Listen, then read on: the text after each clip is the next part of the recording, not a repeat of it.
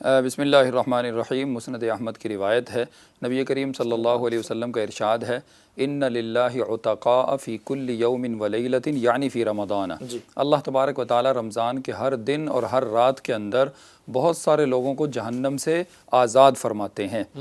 ایک تو آپ صلی اللہ علیہ وسلم نے رمضان المبارک کے جو تینوں عشرے ہیں ان کی الگ الگ کیٹیگریز بیان کی ہیں، اور پہلے عشرے کو رحمت کا قرار دیا ہے، دوسرے کو مغفرت کا قرار دیا ہے، اور تیسرے کو عتق من النار جہنم سے آزادی کا قرار دیا ہے۔ لیکن مسند احمد کی روایت کے اندر خاص طور پر آپ صلی اللہ علیہ وسلم یہ فرما رہے ہیں کہ جہنم سے آزادی یہ صرف آخری عشرے کے ساتھ مخصوص نہیں ہے، بلکہ رمضان المبارک کے ہر دن کے اندر اور ہر رات کے اندر، فی کل یوم ولیلۃ، ہر دن کے اندر اور ہر رات کے اندر اللہ تبارک و تعالی بہت سارے لوگوں کو جہنم سے آزاد فرماتے ہیں۔ عتقاء اس کو جمع مکسر کہتے ہیں،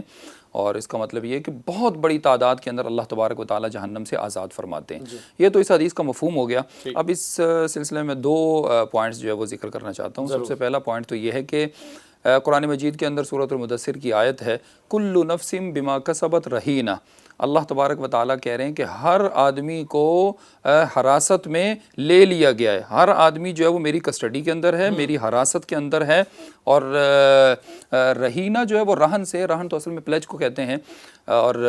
جیسے دنیا کے اندر ہے کہ آدمی اگر کسی سے لون لیتا ہے اور اس کے بدلے میں کوئی چیز گروی رکھاتا ہے تو اس کو کہتے ہیں، جو چیز گروی رکھائی جائے، جیسے اگر کوئی آدمی دوسرے سے کہے کہ مجھے 2-3 لاکھ روپے جو ہے وہ لون دے دیں، وہ آگے سے کہے کہ بھائی تم جو ہے وہ اتنا جو ہے وہ سونا زیورات میرے پاس رکھا دو تو میں تمہیں جو ہے وہ لون دے دوں گا۔ تو وہ جو زیورات رکھائے جاتے ہیں اس کو کہتے ہیں رہن، اس کو کہتے ہیں پلیج،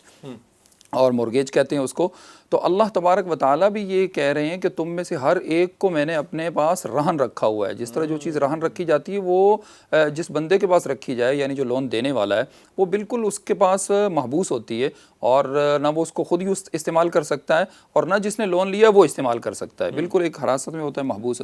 اسی طرح اللہ تبارک و تعالیٰ فرما رہے ہیں کہ ہر انسان کو میں نے حراست میں لے رکھا ہے، اور ہر انسان جو ہے وہ میرے پاس رہن ہے، محبوس ہے، اور اس سے اب ہر انسان کی یہ ذمہ داری ہے کہ وہ اپنے آپ کو چھڑائے اور اپنے آپ کو رہا کروائے اور اپنے آپ کو ریلیز کروائے۔ جس طرح جس آدمی نے جو ہے وہ لون لیا ہوتا ہے تو ہر وقت اس کی ٹینشن نہیں ہوتا، اگر کسی نے گاڑی کے پیپرز کسی کے پاس جو ہے وہ رہن کے طور پر رکھائے ہوئے ہیں، مکان کے کاغذات رکھائے ہوئے ہیں، تو ہر وقت اس کو یہ فکر ہوتی ہے کہ کب میں اگلے بندے کا ڈیٹ ادا کروں اور اس کے بعد جو ہے وہ اپنا مکان کے پیپر میں واپس لوں اور اپنی گاڑی جو ہے وہ واپس لوں، اس لیے کہ جب تک پیپر نہیں ہے تو گاڑی تو اس کے پاس اگلے بندے کے پاس محبوس ہے اور وہ اس کو سیل آؤٹ نہیں کر سکتا ہے۔ اس کے اندر جو ہے وہ کوئی خاص صرف زیادہ زیادہ یہ کہ اپنے پاس اس کو استعمال کر سکتا ہے بس، وہ بھی جو ہے وہ لون دینے والے کی اگر اجازت ہو تو یوں ہی ہر آدمی جو ہے وہ اللہ تبارک و تعالیٰ فرما رہے ہیں کہ تم میں سے میرے پاس گروی رکھا ہوا ہے، محبوس ہے، حراست میں ہے، تم آزاد نہیں ہو، اور اب تمہاری یہ ذمہ داری ہے، تمہاری یہ ٹینشن ہے، تمہاری یہ فکر ہونی چاہیے صبح شام کہ کس طرح سے میں اس حراست سے اپنے آپ کو نکالوں میں، اور کس طرح سے میں اپنی ضمانت کرواؤں، اور کس طریقے سے میں اس قید سے اور اس حب سے جو ہے وہ اپنے آپ کو نکالوں۔ یہ اللہ تبارک و تعالیٰ فرما رہے ہیں کہ ہر انسان کی ذمہ داری ہے۔ اور ویسے تو انسان اس حراست سے نکلتا ہے اللہ تبارک و تعالیٰ کے جو فرائض ہیں، جو اللہ تبارک و تعالیٰ کی ڈیوٹیز ہیں، اور جو دین ہیں، جو عبادات ہیں، ان کو پورا کرنے سے، اور یہ تو اللہ تبارک و تعالیٰ کے قانون ہے۔ لیکن رمضان المبارک کے اندر اللہ تبارک و تعالیٰ جو ہے وہ ایک اس کو اللہ تبارک و تعالیٰ نے جہنم سے آزادی کا ایک سیزن بنا دیا ہے۔ جہاں رمضان المبارک اور بہت سی نیکیوں کا سیزن ہے، اس کے ساتھ ساتھ رمضان المبارک جہنم سے آزادی کا بھی سیزن ہے۔ ہم دنیا کے اندر بھی دیکھتے ہیں مختلف ملکوں کے مختلف قوانین ہوتے ہیں، اور مختلف مواقع پر وہ قیدیوں کو ریلیف دیتے ہیں، اور مختلف قسم کے ریلیف دیتے ہیں، اور اس کے اندر رہائی کا بھی جو وہ ہوتا ہے کہ اس قیدی نے جو وہ یہ کر دیا تو یہ اور کچھ ایسے سیزن بھی آتے ہیں کہ جس کے اندر جو ہے وہ گورنمنٹ کی طرف سے، صدر کی طرف سے جو ہے وہ بہت سارے لوگوں کو ویسے ہی خیر سگالی کے جذبے سے جو ہے وہ دوسرے ملک کے قیدیوں کو چھوڑ دیا جاتا ہے۔ تو رمضان المبارک جو ہے وہ جہنم جیسی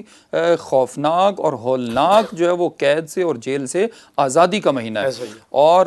رمضان المبارک کے اندر اللہ تبارک و تعالیٰ اپنے بندوں کو خاص ریلیف دیتے ہیں، اور ہر دن اور ہر رات کے اندر اللہ تبارک و تعالیٰ اپنے فرشتوں کو کہتے ہیں کہ اتنی بڑی تعداد کے اندر فلاں ایریا، فلاں ملک، فلاں علاقے، فلاں قوم، فلاں زبان کے اتنے لوگوں کو جو ہے وہ جہنم سے آزاد کر دو۔ تو جہنم سے آزادی کا یہ سیزن چل رہا ہے، اور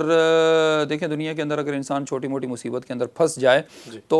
اس سے نکلنے کو وہ بہت بڑی جو ہے وہ اپنے دماغ پہ اس کی ٹینشن سوار کر لیتا ہے، اور جب وہ اس پریشانی سے وہ نکل جائے تو کیا اس کی جو ہے وہ خوشی کا سما ہوتا ہے۔ تو دنیا اور آخرت کی سب سے بڑی ٹینشن اور سب سے بڑی مصیبت تو جو ہے وہ جہنم ہے، سب سے بڑی جو ہے وہ آفت اور سب سے بڑی جو ہے وہ پریشانی، جیسے قرآن میں بھی ہے، وہ تو سامنے بھڑکنے والی آگ ہے جو ہر انسان کے سامنے جس کو فیس کرنے والا ہے، فَأَنذَرْتُكُمْ نَارًا تَلَظَّىٰ۔ تو سب سے بڑی مصیبت سے خلاصی یہی سب سے بڑی خوشی ہے، اور وہ ہے سب سے بڑی جو خوشی انسان کی زندگی کی ہے اور سب سے بڑی جو سعادت ہے وہ ہے جہنم سے جو ہے وہ آزادی۔ اور رمضان المبارک جو ہے وہ اس کے لیے خاص سیزن ہے۔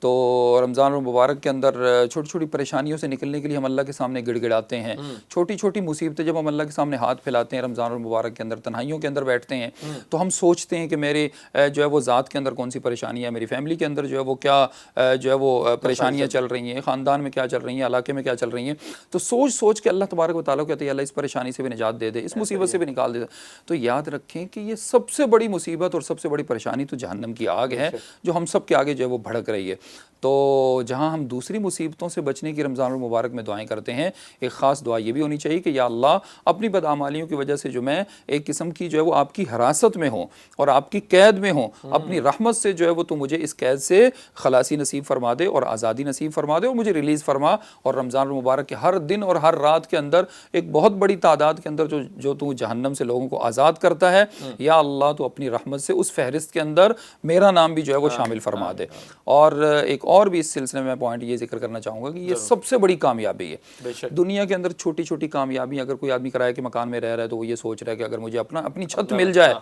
تو یہ بہت بڑی کامیابی، اور پھر جب اس کو چھت مل جائے تو وہ کتنا جو ہے وہ اس کو کتنا انجوائے کرتا ہے، کتنا سیلیبریٹ جو ہے وہ کرتا ہے اس کو۔ اور کوئی آدمی جو ہے وہ جاب لیس ہو اور اس کے دماغ پر صبح شام جو ہے وہ جاب کی تلاش ہو، جگہ جگہ وہ انٹرویو دینے کے لیے جا رہا ہو، سی وی اپنی جمع کرا رہا ہو، پھر اس کو جاب مل جائے تو اس کی خوشی کا کیا منظر ہوتا ہے، کہتا ہے مجھے کامیابی مل گئی۔ کوئی اسٹوڈنٹ ہے اگر وہ جو ہے اس کو ڈگری مل جائے اور جو ہے وہ اس کی گریجویشن جو ہے وہ پوری ہو جائے تو کتنی اس کی خوشی کا سما ہوتا ہے، وہ اپنے پیرنٹس کو بلاتا ہے، جو اینول سرمنی ہوتی ہے، اپنے رشتہ داروں کو بلاتا ہے، کیسے جو ہے اس کو سیلیبریٹ کرتا ہے۔ یہ تو دنیا کی چھوٹی چھوٹی جو ہے وہ کامیابی ہیں۔ اگر کوئی آدمی بیمار ہو جائے، کسی کو جو ہے وہ کینسر اللہ نہ کرے جو وہ ڈائگنوس ہو جائے، اور پھر اچانک جو ہے وہ اللہ تبارک و تعالیٰ اس پر رحمت نازل فرمائے اور ریکوری ہو جائے اس کی، تو کیا اس کی خوشی کا سما ہوتا ہے کہ کامیابی مل گئی۔ تو بھئی یہ تو دنیا کی چھوٹی چھوٹی کامیابیاں جو پانی کے بلبلیں آج ہیں تو چند ہی سیکنڈوں کے بعد، چند منٹوں کے بعد، چند دنوں کے بعد یا چند مہینوں کے بعد ختم ہو جائیں گی۔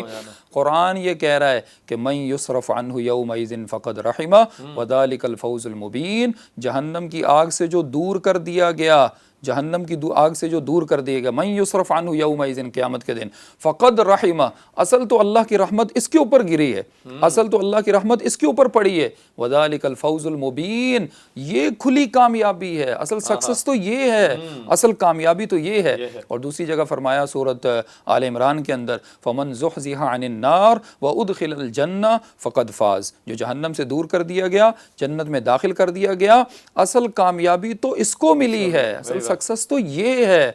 لیکن بدقسمتی سے آج کل ہم اس کو جو ہے وہ اپنی جہالت کہہ سکتے ہیں، نادانی کہہ سکتے ہیں، یا جو ہے وہ ایک بچگانہ جو ہے وہ ذہنیت کہہ سکتے ہیں کہ آخرت کا یقین ہماری زندگیوں سے نکل گیا ہے، جنت کا شوق، جہنم کا خوف، یہ تو ہماری مجالس سے اس کا ذکر ہی نکل گیا۔ صحابہ اکرام کی جو ہے وہ مجالس کا سب سے بڑا موضوع یہ ہوتا تھا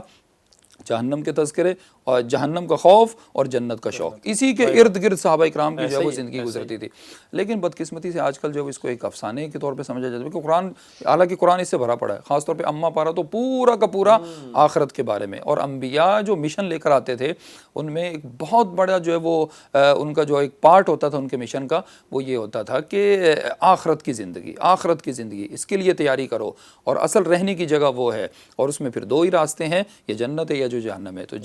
تو بہرحال ایک مسلمان کی سب سے بڑی کامیابی ہے جہنم سے آزادی، اور جہنم جو ہے وہ دنیا کا سب سے بڑا سچ ہے، آخرت دنیا کا سب سے بڑا سچ ہے، اور اس سے بڑھ کر جو ہے وہ بلکہ قرآن میں بھی ایک جگہ اللہ نے فرمایا کہ اللہ لا الہ الا ہو لیجمعنکم الی یوم القیامہ لا ریب فیہ، اللہ کے سوا کوئی نہیں ہے، اللہ تمہیں ضرور بضرور اس دن کے اندر جمع کریں گے جس دن کے اندر کوئی شک نہیں ہے۔ ومن اصدق من اللہ حدیثا، بتاؤ بات کرنے میں میں اللہ سے بڑھ کر سچا کون ہے؟ بے شک تو سب سے بڑے سچے اللہ ہیں، اور قرآن میں اللہ بار بار آخرت کی طرف متوجہ کر رہے ہیں۔ تو یہ جو دماغوں کے اوپر اور ذہنوں کے اوپر اور دلوں کے اوپر جو ایک پردے پڑے ہوئے ہیں، اور پیسے کی چمک کے علاوہ کوئی اور چیز ہمیں سمجھ میں نہیں آتی، پیسے کی کشش کے علاوہ کوئی اور کشش جو ہے وہ ہماری زندگیوں سے نکل گئی ہے، اور اولاد، بزنس، جاب، آفس، دوست، فیملی، تو یہ سب کچھ ہیں، لیکن یہ آج ہیں، کل نہیں ہے۔